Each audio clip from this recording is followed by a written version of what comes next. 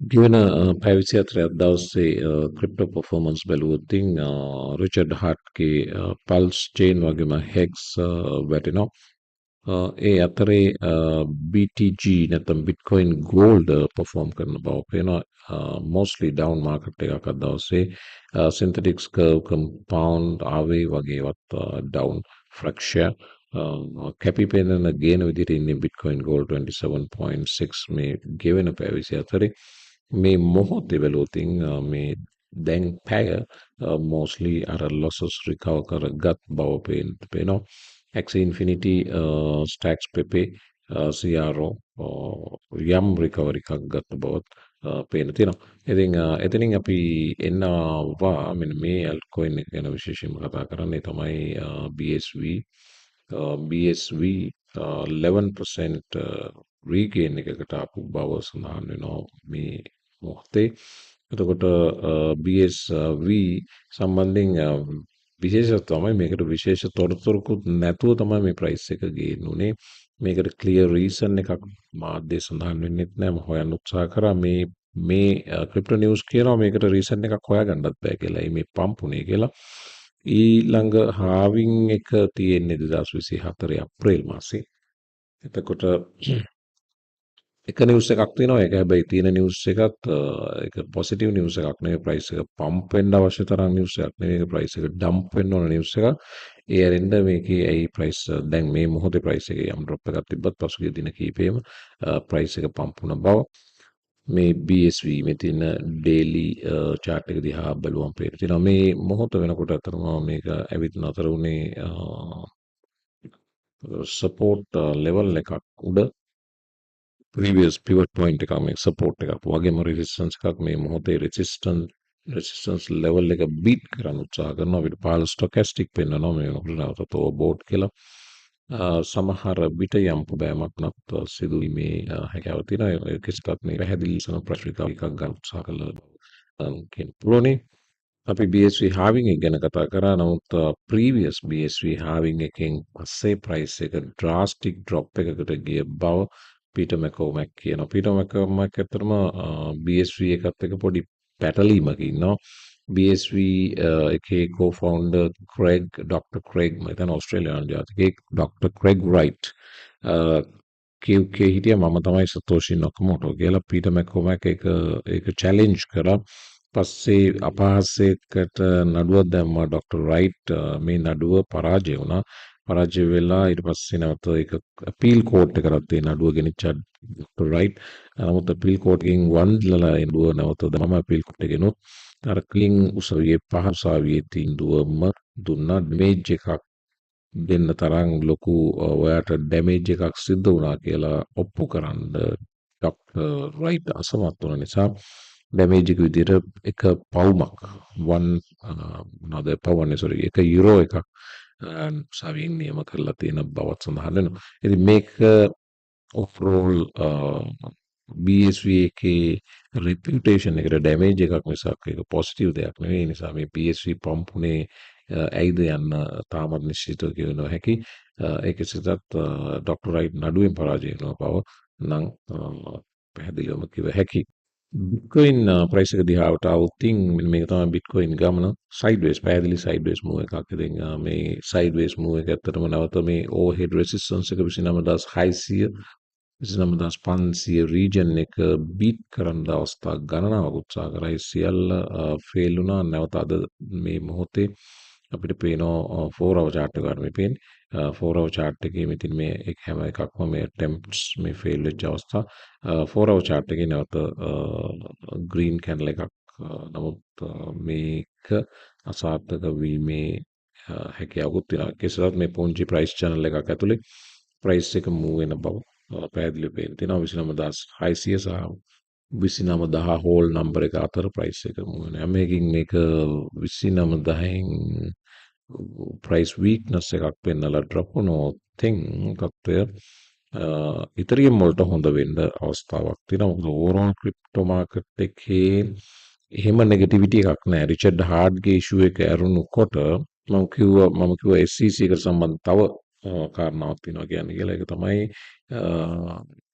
Coinbase CEO Brian Armstrong සඳහන් කරපු මේ කතාව ඒ කියන්නේ ගිය මාසේ මේගොල්ලෝ සූ කරන්න කලින් Coinbase SEC එකේ රෙගියුලේටර්ස්ලා දැනුම් දුන්නා කියලා Brian Armstrongට සියලු Bitcoin අරනකොට සියලු crypto trading hold කරන ලෙස දැනුම් දුන් බව. SEC asked Coinbase to hold trading in everything except Bitcoin. මේක ගිය මාසේදී SEC එක විසින් අපිට සියල්ල Bitcoin අර නවත්තන්න කිව්වා trading. Brian Armstrong, CEO, they came back to us and they said, we believe every asset other than Bitcoin is a security. එතකොට අපි විශ්වාස කරනවා සියල්ල Bitcoin හැරුණකොට securities කියලා. එතකොට Coinbase එකෙන් එක challenge කරලා තිනවා ඔයගලන්ට එහෙම කියන්න බලයක් නැහැ. ඒ නිසා මේක අපි නීතිය පිටපතන්න උත්සාහ කරනවා කියලා. ඇත්තටම ඒ Coinbase වෙත ඇවිත් SEC කියපු කතාව වැරදි බව මේ වෙනකොට උසාවියට තීන්දුව කරලා තිනවා Ripple නඩුවේදී. උසාවිය Ripple security එකක් නොවන බව traders-ලට centralized exchanges වලින් විකුණපු Ripple securities නොවන බව පැහැදිලි තීන්දුවක් දුන්නා. ඒකම ඉතිරියම් නවත්තන්න කියන එකේ පදනමක් නැති බව මොකද පැහැදිලිව පේනවා ඉතිරියම් මේ මෑතකදී Binance එකට එරෙහිව දාපු කේස් එකේදී සඳහන් කරපු ක්‍රිප්ටෝ 13 ඉතිරියම් නැහැ. ඉතින් ඒ අනුව Bitcoin විතරක් නවත්තන්න කියන එකේ SEC කතාවේ පදනමක් නැහැ. ඉතින් මේ සියල්ල පිටිපස්සේ යමක් තිබෙනවා විය හැකි.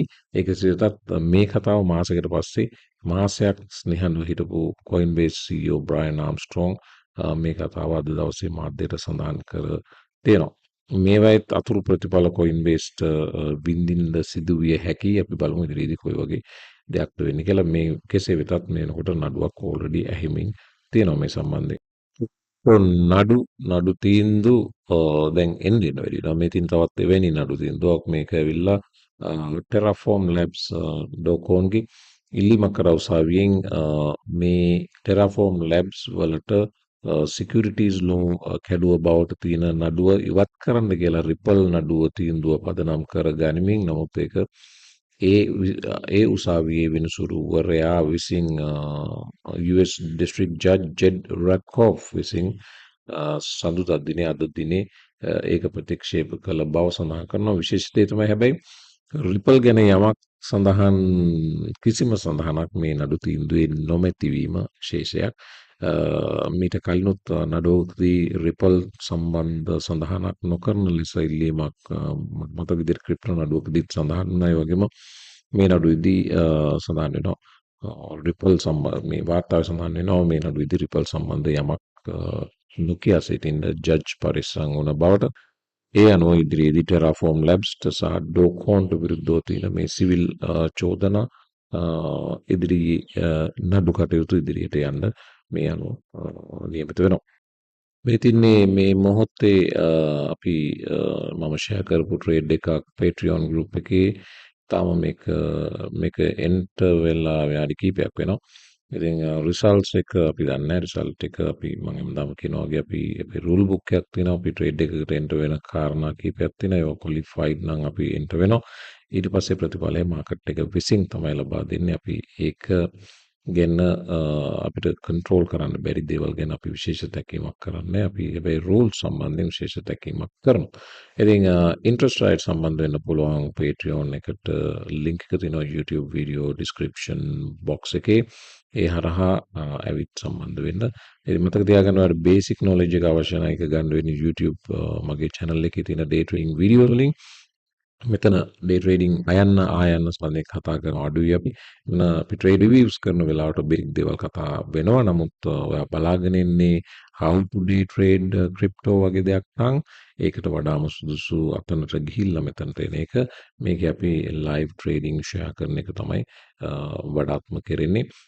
trade review videos වලදී ඔයගොල්ලෝ ප්‍රශ්නයක් අහුවොත් දෙන උත්තරයකදී අපි උත්සාහ කරනවා ටිකක් එක්ස්ප්ලেইন කරන්න. නමුත් බේසික් අයිඩියා එක ඒක නෝන බවත් මතක තියාගන්න. මැක්ස් කයිස් දාපු මේ පෝස්ට් එකත් පෙන්නගෙන අද දවසේ වීඩියෝ එක මාර්ක් කරනවා. අද දවසේ මම කර්මකාරී බහුල බැවින් වීඩියෝස් දෙකයි ඔයාලට ලැබෙන්නේ. මේ දෙවෙනි අවසානයේ මැක්ස් කයිස් අපි දන්නවා ICC එක Coinbase CEO කිව්වා ICC එක මාසෙකට කලින් කිව්වා කියලා Bitcoin අර සියල්ල නවත්තන ලෙස එල් සැලඩෝර් ජනති නයිබ් බොක්කලගේ බිට්කොයින් ඇඩ්වයිසර් වන මැක්ස් කයිසර් කියනවා SEC කිව්ව කතාව හරි. බිට්කොයින් ඇරෙනකොට අනිත් සියලු ඇල්කොයින්ස් කිසිම ගත යුත්තක් නැහැ. මේ වෙනකොට 25000කට වැඩි ඇල්කොයින්ස් ඉනවා. සියල්ල වැඩකට නැති කොයින්ස්. ඒ නිසා බිට්කොයින් විතරක් තියන්න SEC කියපු කතාව හරි. එල් සැල්වදෝරේ මේක ඕල්රෙඩි කරලා ඉවරයි. මේකට අවශ්‍ය මේකට අවශ්‍ය නඩු නෙවෙයි නීති පද්ධතිය සකස් කරලා ඉවරයි. එල් සැල්වදෝරේ ඇතුලේ බිට්කොයින් අරනකොට වෙනත් කිසිවකට ඉඩක් නැති බවත් අවශ්‍ය නම් එල් සැල්වදෝරේ ප්‍රෙසිඩන්ට් එකක් විදියට ආදර්ශයක් විදියට ගන්න ලෙසත් මැක්ස් කයිසර් සඳහන් කරලා තියෙනවා. ඉතින් අද දවසේ මම වීඩියෝ එක හමාර කරනවා. සුපුරුදු විදියටම යොසොල් ලයික් කරන්න and subscribe කරන්න. මේ massive global day trading community එකට සම්බන්ධ වෙන්න interested නම් link එක තියෙනවා YouTube video description box එකේ හරහා සම්බන්ධ වෙන්න පුළුවන්. එවන හැමෝම මම අලුත් වීඩියෝ එකකින් එක්ක සුබ දවසක්.